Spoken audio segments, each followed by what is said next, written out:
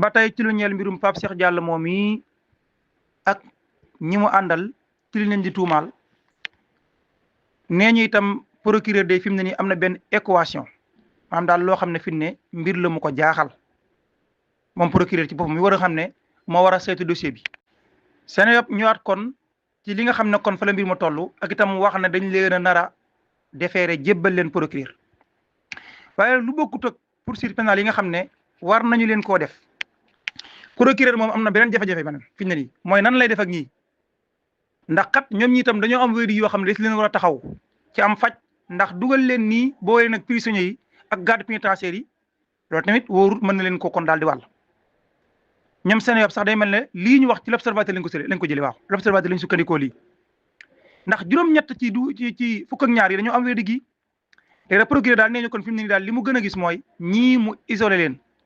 wala boog daal mu wutal leen. maanaam daal traitement boo xam ne traitement spécial lay doon maanaam ñu wutal leen foo xam ne leen fay yóbbu di leen taxawu ci wàllum faj ngir wattandiku ñu kon daal gën a yaatal lii nga xam ne dab na leen ci ak wéradi te itam mu nekk lu doy waar. léegi daal kon fi nii daal moom mesure d'isolement sanitaire yi nga xam daal dañ koy encadré bu baax a baax ngir taxawu leen ci wàllum faj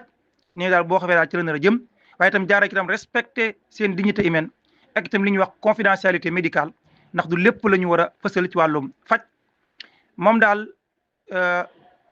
ay préoccupation jamono ji daal moom mbir la yoo xam ne daal état mënu caa ñàkk ci lu ñu wàllum santé publique ak lu ñu wàllum droit de l'homme moo tax daal kon nee ñu fi mu ne nii daal moom li mu nar a xalaat daal mooy kon nan lay def ak ñii te itam li mu gën a gis mooy wut nu ñu leen def daal noo xam ne moom daal wutee pexe ba duñu gën a lawal mbir mi procureur daal moom itam daal fi ne wax nañ ne daal moom am na équation boo xam ne daal fi ne ni moom xaw na koo jaax wax nañ sax mbiri pression gi caaj yoo xamante ne wax nañu ko ci jamono ji nga xam ne daal réaction yi baree bari am na ci waaye itam ñi ngi wax itam baax na itam ñu leeral nag ci article bi daal ne itam li ñuy wax présomption d'innocence itam ñu bàyyi ci xel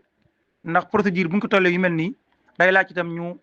respecteel ñu ñuy tuumaal ndax enquête dong ci lañu toll ba keroog ba xam lii day dëggu wala day gàntu